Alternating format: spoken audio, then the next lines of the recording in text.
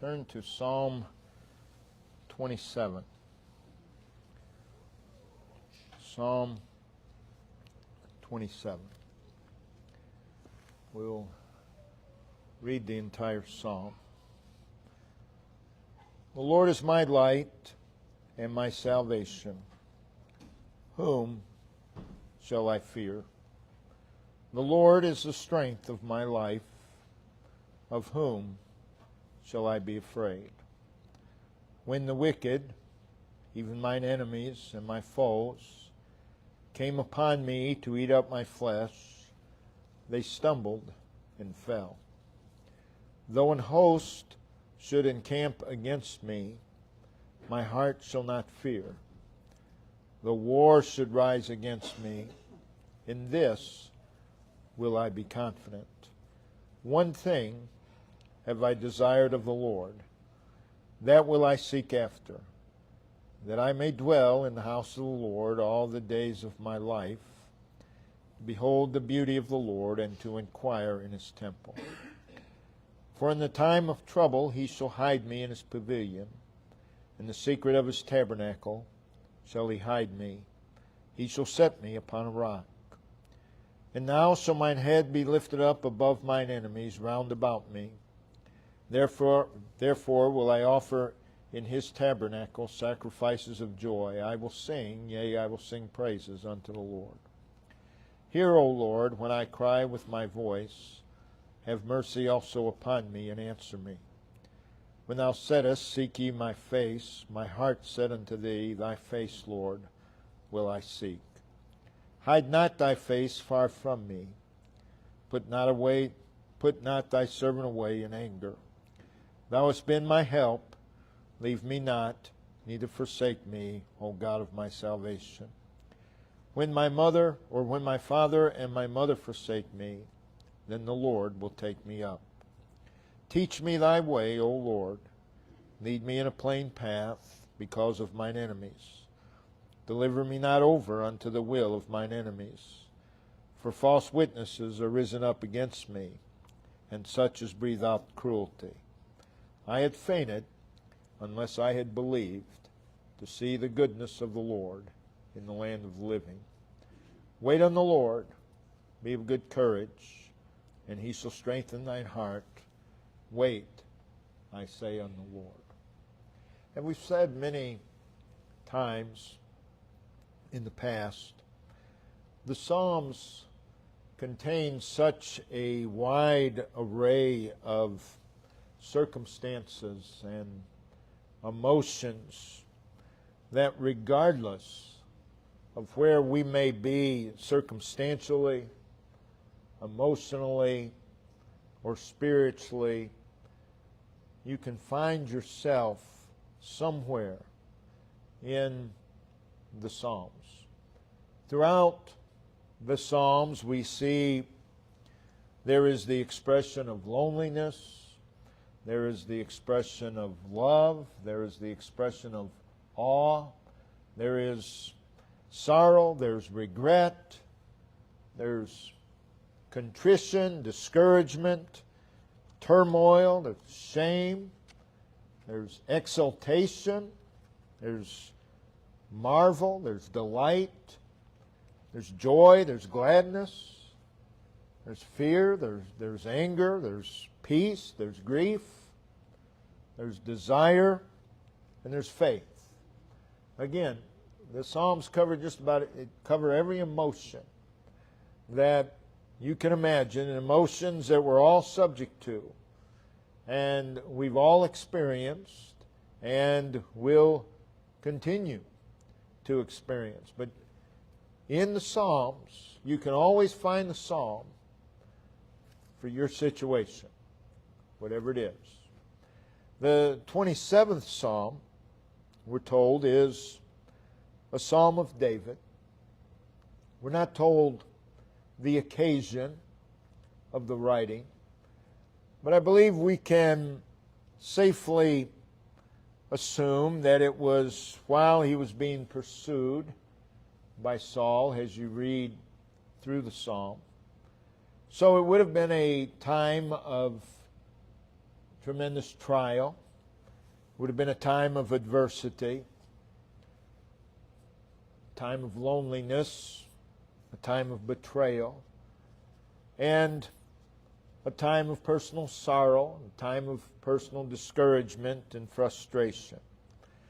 Yet as you read the psalm, these are not the defining characteristics of the psalm, nor should they ever be the defining characteristic of our life. The tone of the psalm is set in the very first verse. And it's not discouragement, it's not bitterness, it's not frustration, but rather there's optimism in that first verse. There's certainty. There's assurance. And throughout the psalm, there's trouble. There's difficulty. But the tone of the psalm is confidence in God. Throughout the psalm, he mentions several adverse circumstances, but overshadowing it all is the Lord. As you read the psalm, you see David is seeing and David is fixed upon something far greater than his circumstances, that being the Lord. So in the psalm, David speaks of personal adversity. He speaks of it in the past, he speaks of it in the present, and he speaks of it in the future. But overshadowing it all is this confidence in God. And we have all had, and we will have, adverse circumstances. And these must be responded to. We respond to them in some way. And this 27th Psalm, I believe, is a lesson in such. So our subject this morning is overshadowing confidence in God. As we've stated many times in a variety of ways, for God's people, most think that the spiritual response is begin with the circumstance and then move toward God. Begin with the circumstance and move toward God. Now, I'm in agreement with move toward God, with whatever your circumstance is. Most see nothing wrong with that approach.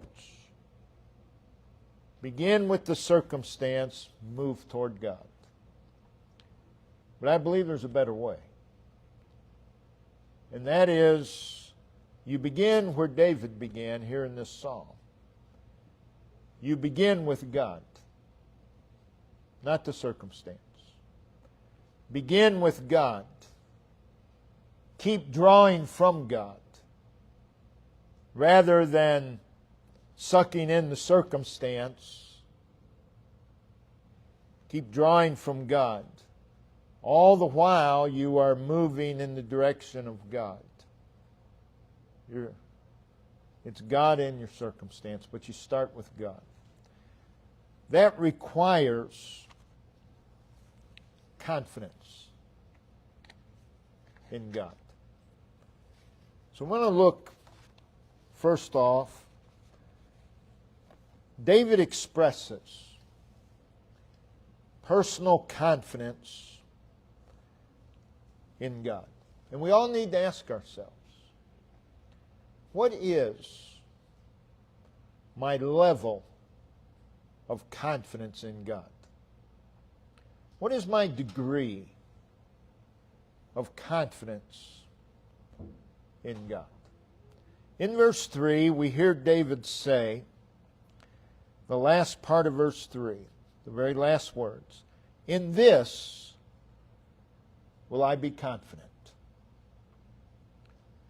The word confident conveys the idea of belief, of trust, of faith, conviction, persuasion, reliance, assurance. So David is saying, in this will I believe and trust. This will be the basis of my conviction and persuasion. In this I will rely upon and draw assurance from. In verse 13, David's confidence is expressed in the word believed, which is acceptance as true. You believe something, you accept it as true. It means that you hold to it as truth. Also in verse 13, it is in the context of the goodness of the Lord. So he is saying, I accept, and I hold and I cling to the goodness of God. This is where my confidence is. He's speaking of an assurance of the mind. And then throughout this 27th Psalm, we see this assurance of mind concerning the Lord. And it is an assurance that overshadows all else. That's why, again, we get back to what is our degree? What is our level of confidence? Does it overshadow everything else? Or do other things overshadow our confidence? In this will I be confident. That's not merely an act or something occasional. I believe it's a personal state of being. In this will I be confident. The state of being is confidence in God. Confident in God ought to be our state of being. In this will I be confident. So we have to ask ourselves, what is the in this? What is that? Well, it states both the object and the situation of his confidence. Confidence must have an object. It can be many a thing, but confidence has to have an object. And it must carry over into our situations. I believe that the in this goes back to verse 1. Mainly, the Lord. Very first two words of verse 1. The Lord. Now add to that, in this will I be confident. Notice also, verse 1, the Lord is. And that is twice stated in verse 1. Add to that, in this will I be confident. The Lord is. That's the foundation of the confidence. But notice again verse 1, the Lord is mine. So now there is a personal connection between the Lord and Himself. Add to that, in this will I be confident. The Lord, in this I will be confident. The Lord is, in this I will be confident. The Lord is mine. In this I will be confident. And then there are statements concerning the Lord as He relates to David. He says, the Lord is my light. That is, the Lord reveals to me. The Lord gives me clarity. The Lord gives me guidance. The Lord gives me protection and safety. Add to that, in this will I be confident. He then goes on to say, the Lord is my salvation. The Lord is my deliverer. The Lord is my restorer. In other words, the Lord must be greater than whatever the deliverance is from. Add to that, in this will I be confident. Notice also, the Lord is the strength of my life. He's saying the Lord's the power of my life. The Lord is the force of my life. The Lord's the vigor. The Lord's the sturdiness. The Lord's the durability of my life. Add to that, and this, in this will I be confident. So we have three statements of certainty in verse 1. The Lord is my light and my salvation. The Lord is the strength of my life. Those three statements are followed by two questions. Whom shall I fear in light of the statement? And of whom shall I be afraid? These two questions, again, have their basis in the statements that have been made concerning the Lord. So he's confident, he's certain, he's assured, he's absolutely persuaded that the Lord is light, the Lord is salvation, the Lord is strength, and he's absolutely confident that the Lord is his light, his salvation, his strength. So this is the object of David's confidence. Again, verse 3, in this will I be confident. Now in verse 1, the two questions. Whom shall I fear? Of whom shall I be afraid? Those two questions suppose they infer the threat of fear, the possibility of fear. In verses 2 and 3, he mentions certain situations. In verse 2, he mentions a past experience. He says, when the wicked, even mine enemies and my foes, came. He's thinking in the past, upon me. They had evil intent to eat up my flesh. But notice, they stumbled and fell. So he says, when this occurred, the Lord showed that He is my light, He is my salvation, He is my strength.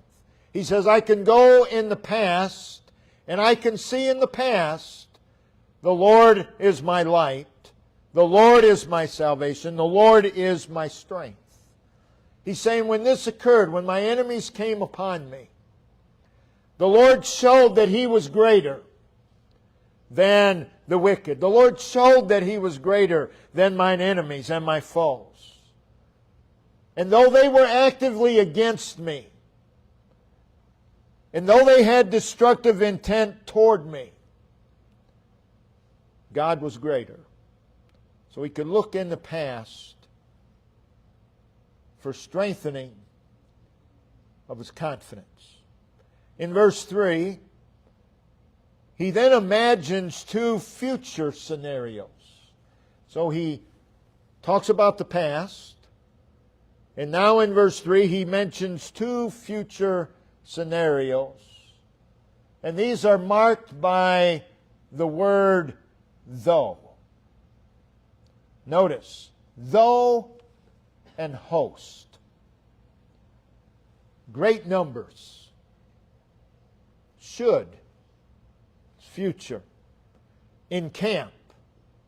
Settle and establish themselves against me. Against me.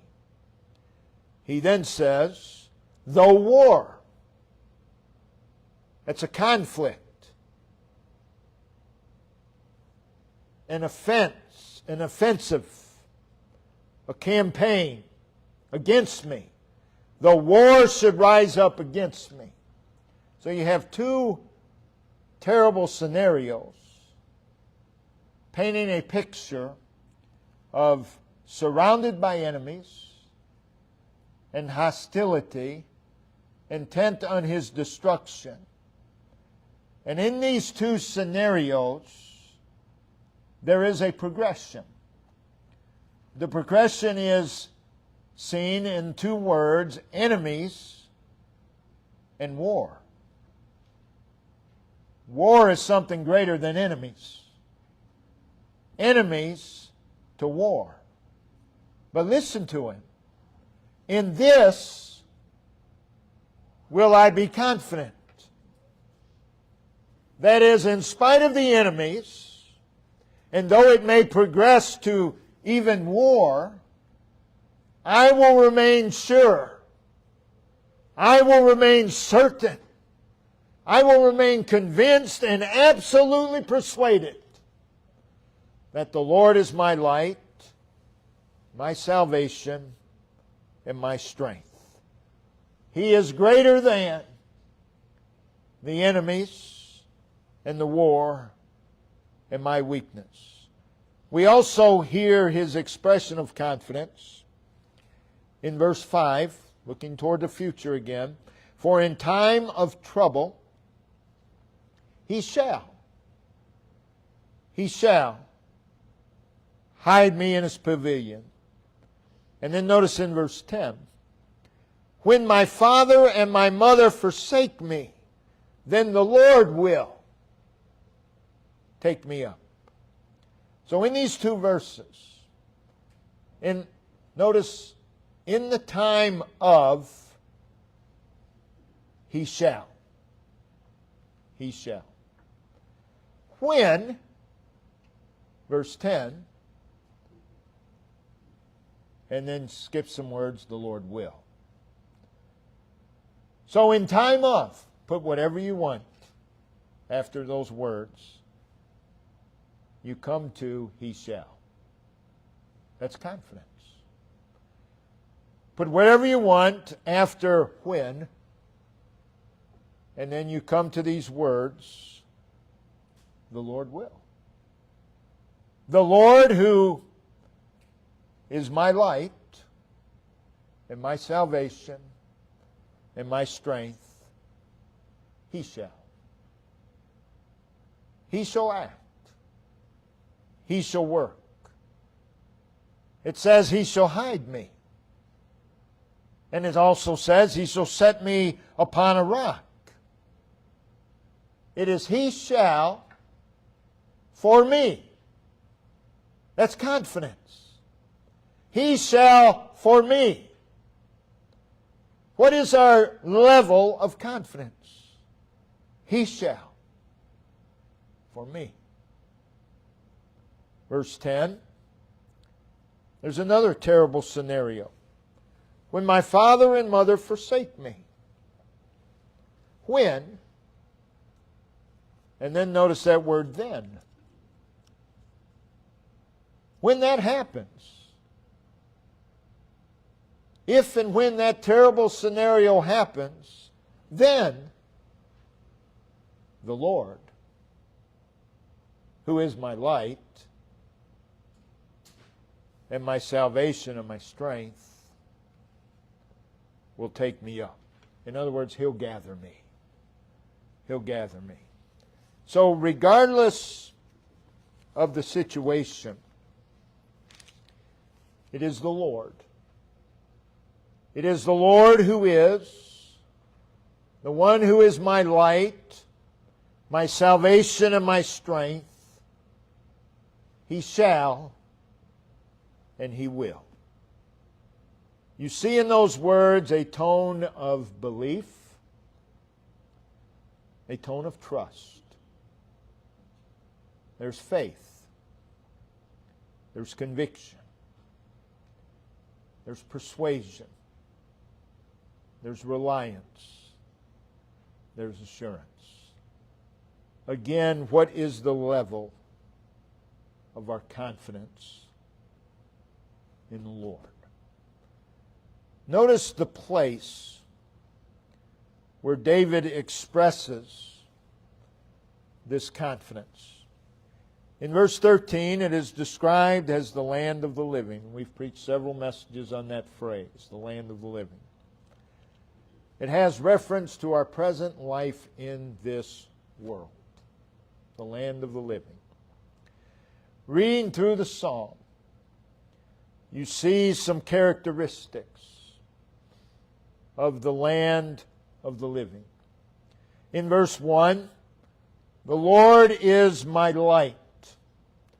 The implication is that the land of the living is a place where light is needed, a place of darkness, a place that can be mystifying, a place where there is ignorance and where there is error and where there is sin.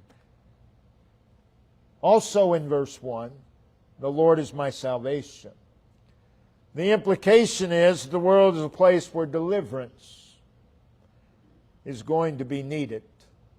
In other words, it is a place where we might find ourselves in bondage and entangled. And then we read, the Lord is the strength of my life. The implication is this world is a place where strength is needed, strength beyond ourselves. It is a place that is draining. It has a depleting effect. We see this also from the two questions of verse 1. The implication is that the world is a place of fear. In verses 2 and 3, we see there's mention of enemies, foes, and host against me, war against me. He also mentions enemies in verse 6, verse 11, and verse 12. In verse 12, there are false witnesses, and again, it is against me. 3 times you have against me, implying attack, implying opposition.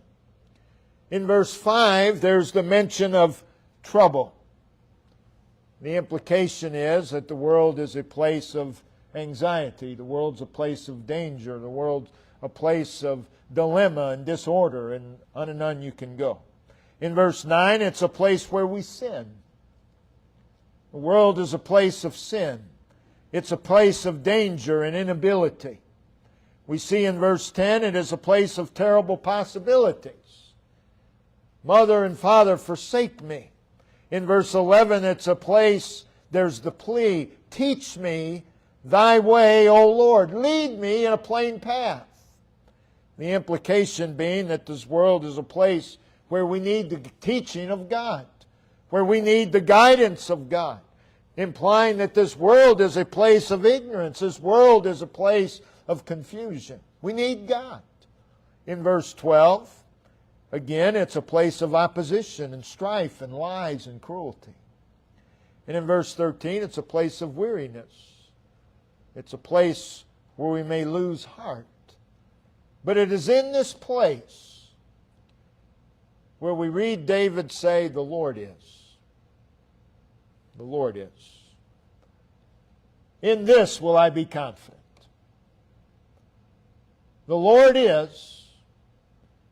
In this will I be confident. The Lord is my light and my salvation.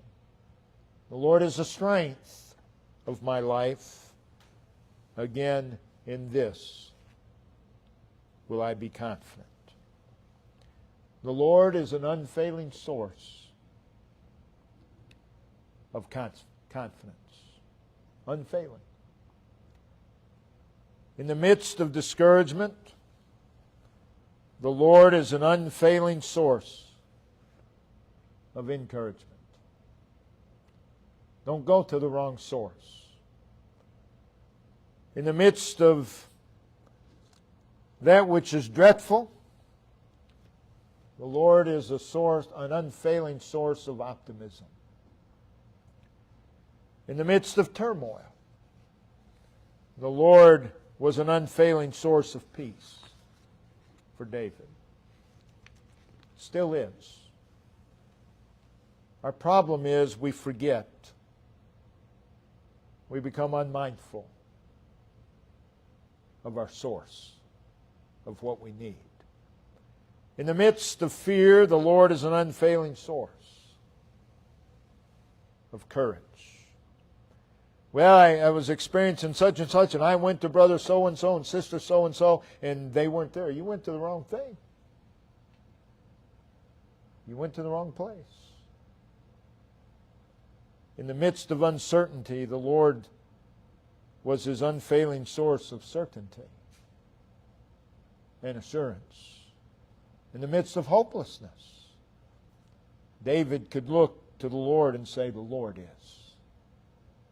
The Lord is. Regardless of the situation. Then you have the time frame of this confidence. The psalm opens with, the Lord is. This is the foundation. The Lord is.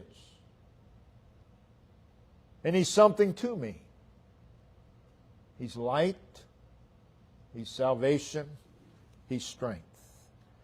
And then as you read through the psalm, David speaks in all tenses. The psalm opens in present tense, verse 1, and moves to past tense in verse 2. And then in verse 3, there's a supposed future scenario. So in the first 3 verses, you have all 3 tenses. And in verse 4, you see past, present, and future, all in one verse. And in verse 5, it is future. And in verses 6 through 12, he's in the present. And in verse 13, he recalls the past. And in verse 14, he goes back where he began the psalm. He's back to the present. So what is declared in the psalm is for all times. It's for all times. It's for all scenarios. It's for all circumstances. So it is, the Lord is. That's true in the past. That's true in the present. And it will be so in the future. The Lord, not people. There are people that I once had confidence in that I no longer do. But that's never so of the Lord. It's never so. David looks back and he declares, the Lord is. He looks at the present and he declares, the Lord is. He anticipates the future and he declares, the Lord is. So again, regardless of past, present, or future, the Lord is. And then we hear David say, the Lord is my light, my salvation, my strength. And it is so. It's been so in the past. It is so right now, whether I realize it or not. And it will be so in the future. Confidence. A confidence that overshadows all things. Then notice the effect that this confidence had upon him. It caused him to have a concentrated and defined focus. Notice verse 4. Immediately following, then, in this will I be confident, we hear him say, one thing. One thing. Notice those two words, one thing. He says, one thing have I desired of the Lord, that I may dwell in the house of the Lord all the days of my life, to behold the beauty of the Lord. Confidence in the Lord caused him to be focused upon living life in God's presence, God's fellowship. That's what he's talking about there in verse 4. Confidence in the Lord filled him with a desire to see and to behold the Lord. He had such confidence in God that it was God who gave his life meaning. But again, one thing. Now we all know life, of course, is made up of many things. You can't get through life without that. Life is made up of many things. But that being said, we need to narrow it down. We need to take the many things and narrow it down to one thing. And that simplifies life. It does not mean that the many things cease to be. But what it means is other things are put under the umbrella of this one thing. One thing. Confidence in the Lord does that. It puts everything under that umbrella. The Lord is. The Lord is. It caused him to have a defined pursuit in life.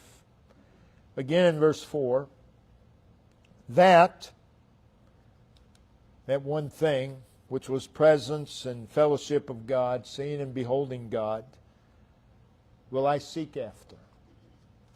That is my life pursuit, he says. That is the remedy to distraction. Putting everything under the umbrella of one thing eliminates distractions. We see in verses 1 through 6, this confidence in God caused him to pray and seek the Lord.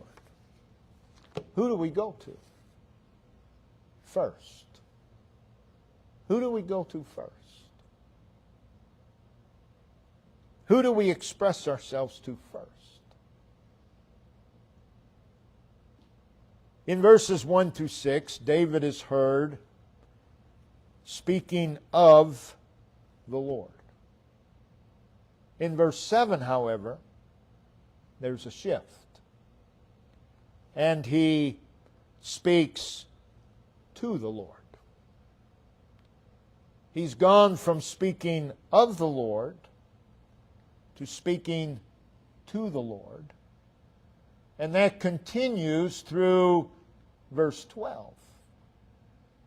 In verses 7 and 8, he's very much aware,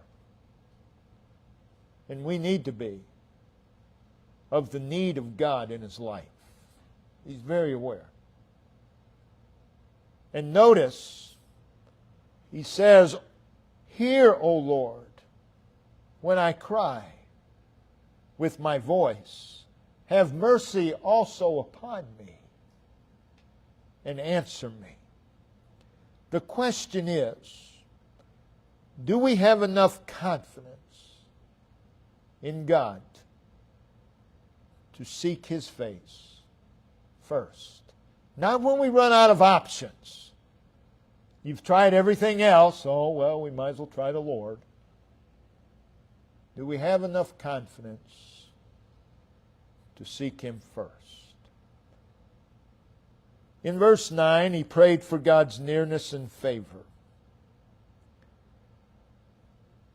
Do we have enough confidence in God that we're fearful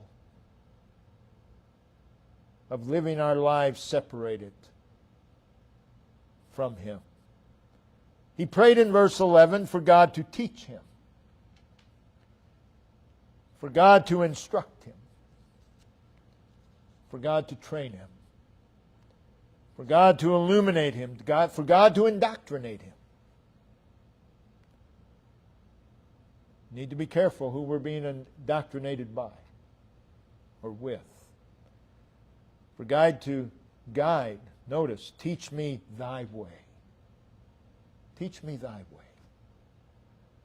Do we have enough confidence in God to be willing to unlearn our own ways? To be taught in God's way, we have to unlearn our own ways. We have to unlearn everything that's contrary to His ways.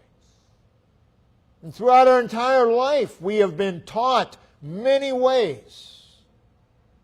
But do we have enough confidence in God to say, Lord, teach me thy way? I'm willing to unlearn everything else. Teach me thy way. Or do we try to incorporate our ways into His way? Do we have enough confidence to let go of our own ways? I mean, people hold on to their own ways. It's sacred. They've ruined their lives by their own ways. They've made their lives miserable by their own ways, but they're not letting go.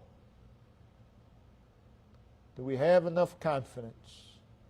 Teach me thy way. And then notice he prayed for God's leadership and guidance. Lead. That is, guide, cause, and move me. God, you move me. This is more than show me the way. That's teach me. But now it's guide. Lord, you move me. Lord, I'm probably not going to go that way on my own, so I need you to move me. That's confidence. That's confidence in God. Lastly, his confidence in God was a great enabler. Verse 13.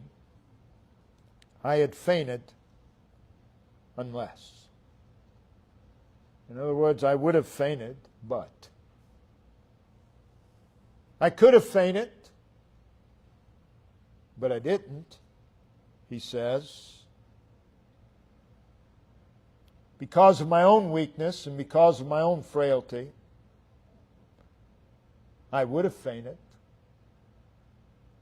When the wicked enemies and foes came upon me to destroy me, I would have fainted. When a host surrounded me, I would have fainted. When opposition rose up against me, I would have fainted. Were it not for, he says, I had fainted unless I had believed. Now he's gotten back to that confidence in the Lord. I had believed to see the goodness of God. This confidence caused him to depend and rely upon God. That's the cure for fainting. Every one of us, from time to time, feel like we can faint. I'm not talking physically, spiritually. What's the use? That's when we need confidence in God. Confidence that overshadows.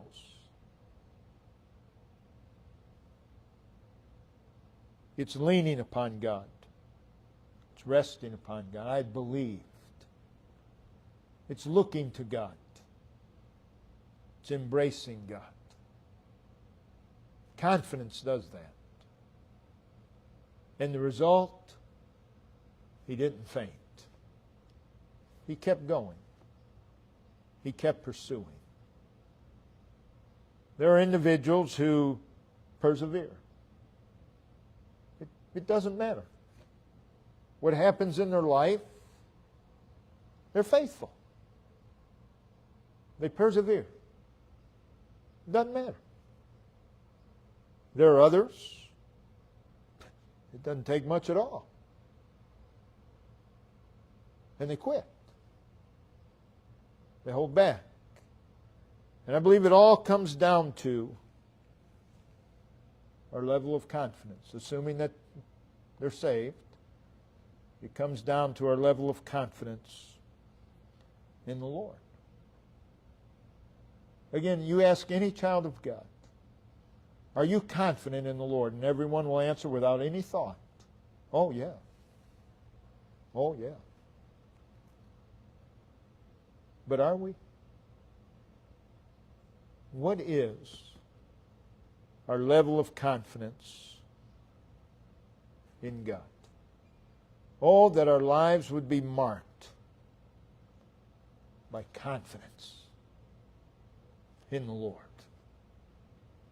We need to know ourselves, and we know what we're liable to do. We need to be aware of that. But confidence in the Lord